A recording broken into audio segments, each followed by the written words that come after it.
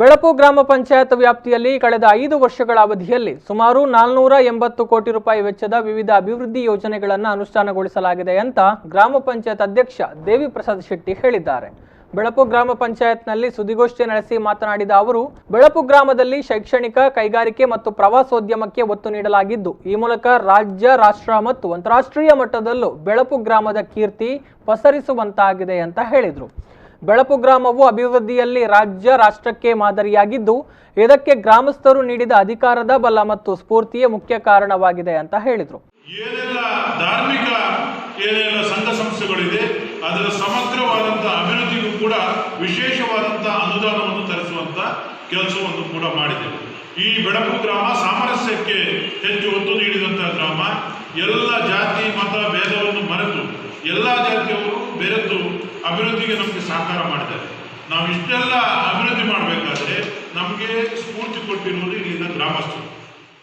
ಕಳೆದ 30 ವರ್ಷಗಳಲ್ಲಿ ಗ್ರಾಮದಲ್ಲಿ ಮನೆ ಮನೆಗೆ ಕುಡಿಯುವ ನೀರು ಪೂರೈಕೆ, ಮನೆಗೊಂದು ಮಗು, ಮಗುವಿಗೊಂದು ಗಿಡ, ಎಲ್ಲ ರಸ್ತೆಗಳ ಅಭಿವೃದ್ಧಿ, ಕ್ರೀಡಾಂಗಣ, ಗ್ರಾಮಸೌಧ ನಿರ್ಮಾಣ, ವಾಣಿಜ್ಯ ಕಟ್ಟಡ ನಿರ್ಮಾಣ, ಸಂತೆ ಮಾರುಕಟ್ಟೆ, ರಿಕ್ಷಾ ಸ್ಟ್ಯಾಂಡ್, ಅಂಬೇಡ್ಕರ್ ಭವನ, ಕಿಂಡಿ ಅಣೆಕಟ್ಟುಗಳ ನಿರ್ಮಾಣ ಸಹಿತವಾಗಿ ವಿವಿಧ ಅಭಿವೃದ್ಧಿ ಯೋಜನೆಗಳನ್ನು ಗ್ರಾಮದಲ್ಲಿ ಪೂರ್ಣಗೊಳಿಸಲಾಗಿದೆ ಅಂತ ಹೇಳಿದರು.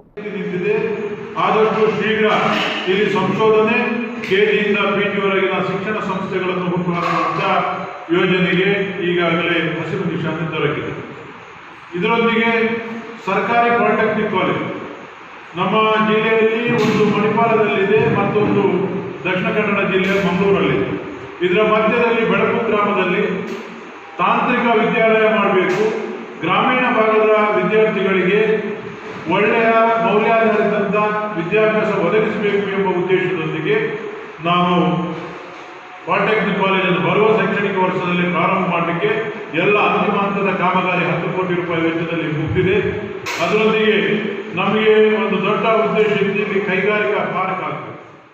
ಸುದ್ದಿಗೋಷ್ಠಿಯಲ್ಲಿ ಗ್ರಾಮ ಪಂಚಾಯತ್ ಉಪಾಧ್ಯಕ್ಷೆ ಶೋಭಾ ಭಟ್, ಸದಸ್ಯರಾದ ಕರುಣಾಕರ್ ಶೆಟ್ಟಿ, ದಿನೇಶ್ ಪೂಜಾರಿ, ಶರತ್ ಕುಮಾರ್, ಸುರೇಶ್ ದೇವಡಿಗ, ಪೈಗಂಬಾನು, ನೂರ್ ಜಹಾನ್, ವಿಜಯಲಕ್ಷ್ಮಿ, ಉಷಾ, ಅನಿತಾ, ಪಿಡಿಒ ರಮೇಶ್ HR ಉಪಸ್ಥಿತರಿದ್ದರು.